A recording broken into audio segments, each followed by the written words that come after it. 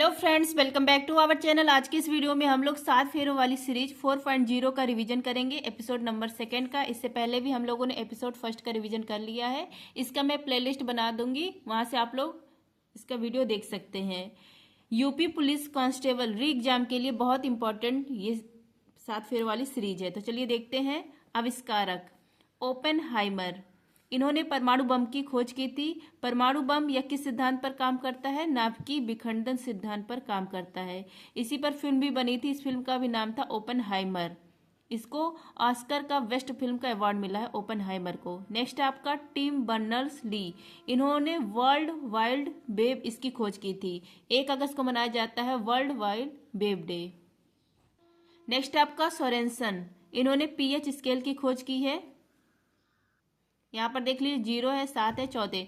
0 से 7 के बीच में होगा तो एसिडिक, 7 से 14 के बीच में होगा तो बेस, और 7 होगा तो उदासीन होगा। नेक्स्ट है आपका रॉटजन, इन्होंने किसकी खोज की है? एक्सरे की खोज की है। इसके लिए इनको फिजिक्स का पहला नोबेल पुरस्कार प्रदान किया गया था 1901 में। नेक्स्ट है आपका जेम्स चैडविक। जेम्स चैडविक इन्होंने न्यूट्रॉन की खोज की है। न्यूट्रॉन कैसा होता है? उदासीन होता है। नेक्स्ट आपका डाल्टन, डाल्टन ने परमाणु सिद्धांत की खोज की है। थॉमसन, इन्होंने इलेक्ट्रॉन की खोज की है। इलेक्ट्रॉन पर कैसा आवेश होता है? ऋण आवेश होता है। नेक्स्ट आपका रदरफोर्ड, रदरफोर्ड ने नाभिक की खोज की है, और नाभिक के ऊपर धनावेश बताने वाले कहने वाले कौन है? ये भी रदरफोर्ड ही है। नेक्स्ट आपका गोल्डस्टीन, गोल्डस्टीन ने प्रोटॉन इसकी खोज की है, और इस पर धनावेश होता है। नेक्स्ट आपका लोएनहॉक, लोएनहॉक ने जीवित कोशिका की खोज की है, और जीवाणु इसकी भी खोज लोएनहॉक ने की है। नेक्स्ट है आपका महत्वपूर्ण दिवस। सर ने इसमें महत्वपूर्ण दिवस कराया, लेकिन हम लोगों ने महत्वपूर्ण दिवस का रिवीजन जो सर 29 जुलाई से क्लास ले रहे हैं यूपीपी के लिए करंट अफेयर्स के साथ, उसमें भी हम लोगों ने जनवरी से लेकर दिसंबर तक का रिवीजन किया है। तो उसमें ये सारे क्वेश्चन ऑलरेडी हैं। तो चलिए एक बार फिर से देख लेते हैं। राष्ट्रीय अंतरिक्ष दिवस यह मनाया जाता है 23 अगस्त को, क्योंकि 23 अगस्त को चंद्रयान 3 चांद के साउथ पोल पर लैंडिंग करता है इसलिए, और ऐसा करने वाला भारत पहला देश है। राष्ट्रीय खेल दिवस यह मनाया जाता है 29 अगस्त को, क्योंकि इस दिन मेजर ध्यानचंद जी का बर्थडे रहता है। हॉकी के जादूगर, इनका बर्थडे रहता है। अब देख लीजिए चंद्रयान 3 के बारे में। यह 14 जुलाई को लॉन्च किया जाता है 2023 में, और यह 23 अगस्त 2023 को चांद के साउथ पोल पर लैंडिंग करता है। जहां पर लैंडिंग किया है इसको शिव शक्ति पॉइंट दिया गया है नाम, और 23 अगस्त को राष्ट्रीय अंतरिक्ष दिवस हम लोग मनाएंगे। रॉकेट का नाम है LVM 3 M4 रॉकेट, इसको बाहुबली रॉकेट कहा जाता है। रोवर का नाम है प्रज्ञान, लैंडर का नाम है विक्रम। नेक्स्ट है आपका अंतर्राष्ट्रीय युवा दिवस और हाथी दिवस, यह मनाया जाता है 12 अगस्त को। शेर दिवस 10 अगस्त को मनाया जाता है। विश्व आदिवासी दिवस यह मनाया जाता है 9 अगस्त को। नेक्स्ट है आपका 9 अगस्त 1925 को काकोरी ट्रेन एक्शन यह हुआ था। पहले इसका नाम था काकोरी ट्रेन डकैती, लेकिन अब इसका नाम चेंज कर दिया गया है, काकोरी ट्रेन एक्शन कर दिया गया है। 2024 में 100वीं वर्षगांठ मनाई गई है इसकी। 9 अगस्त 1942 भारत छोड़ो आंदोलन स्टार्ट होता है। नेक्स्ट आपका राष्ट्रीय हथकरघा दिवस, यह मनाया जाता है 7 अगस्त को, क्योंकि 7 अगस्त 1905 को कलकत्ता के टाउन हॉल से विदेशी वस्तुओं का बहिष्कार शुरू किया गया था इसलिए। फ्रेंड, जिसको भी 7 फेरों वाली सीरीज और 29 जुलाई से जो क्लास चल रही है यूपी पुलिस री एग्जाम के लिए, उसका पीडीएफ जिसको भी चाहिए 25 रुपये में मात्र आपको इसकी पीडीएफ मिलेगी। आप लोग टेलीग्राम पर सर्च करेंगे @justdoityar, मेरा चैनल आ जाएगा, वहां पर सब कुछ बताया गया है। अगर आप अलग से 7 फेरों की सीरीज लेते हैं, 7 फेरों वाली सीरीज 4.0, तब भी आपको 25 देना पड़ेगा। अगर यूपीपी एग्जाम 29 जुलाई वाला भी चाहिए तब भी 25 ही देना पड़ेगा। तो आपकी चॉइस है कौन सा आपको चाहिए। नेक्स्ट आपका भाला फेंक दिवस 7 अगस्त को।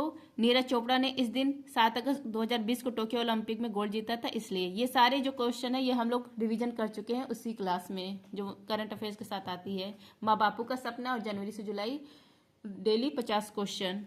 बाघ दिवस 29 जुलाई, शतरंज दिवस 20 जुलाई, जनसंख्या दिवस 11 जुलाई, जीएसटी डे और राष्ट्रीय डॉक्टर्स डे यह मनाया जाता है 1 जुलाई को। यूएसए का इंडिपेंडेंस डे यह होता है 4 जुलाई को।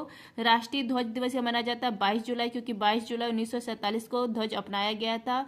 ध्वज का जो वो है किसने तैयार किया था? पिंगली वेंकैया ने डिजाइन तैयार किया है, पिंगली वेंकैया ने। और इसका अनुपात है, लंबाई का अनुपात है 3 और चौड़ाई का 2 है, 3:2।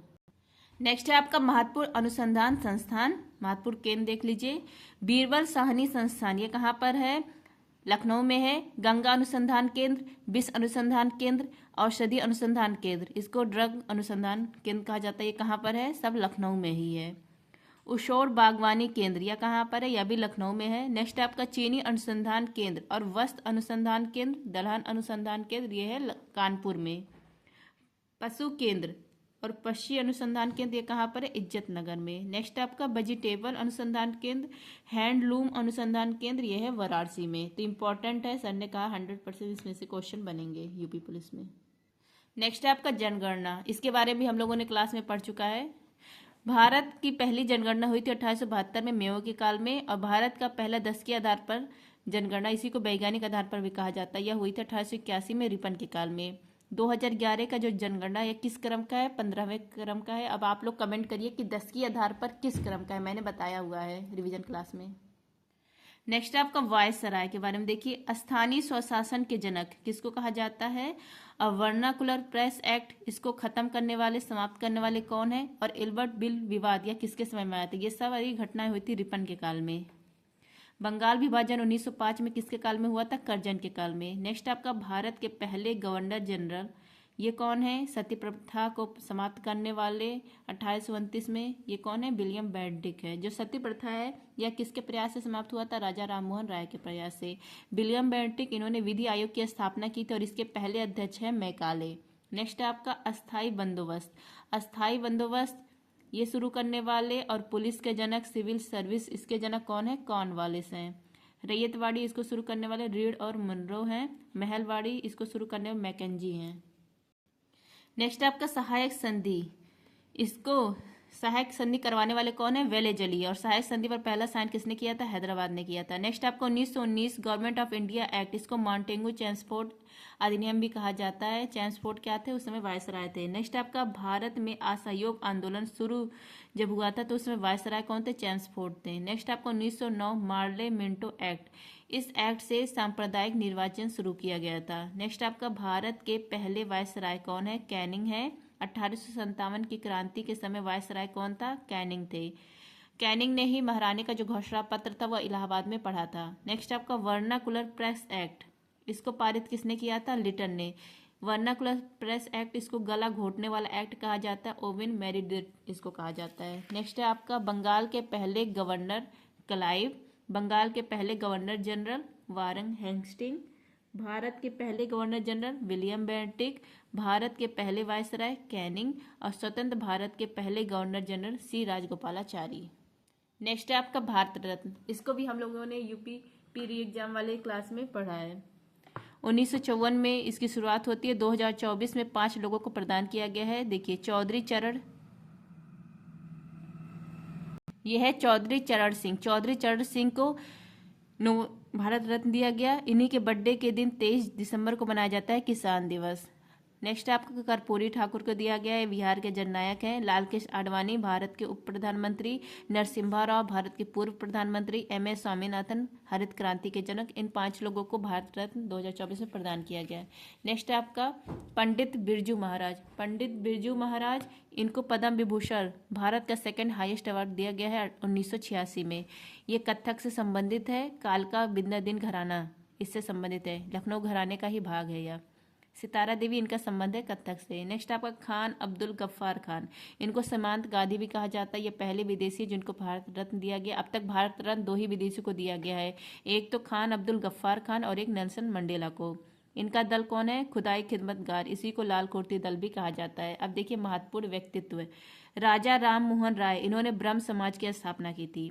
स्वामी दयानंद सरस्वती, इन्होंने आर्य समाज की स्थापना की थी 1875 में और इनकी बुक का नाम है सत्यार्थ प्रकाश।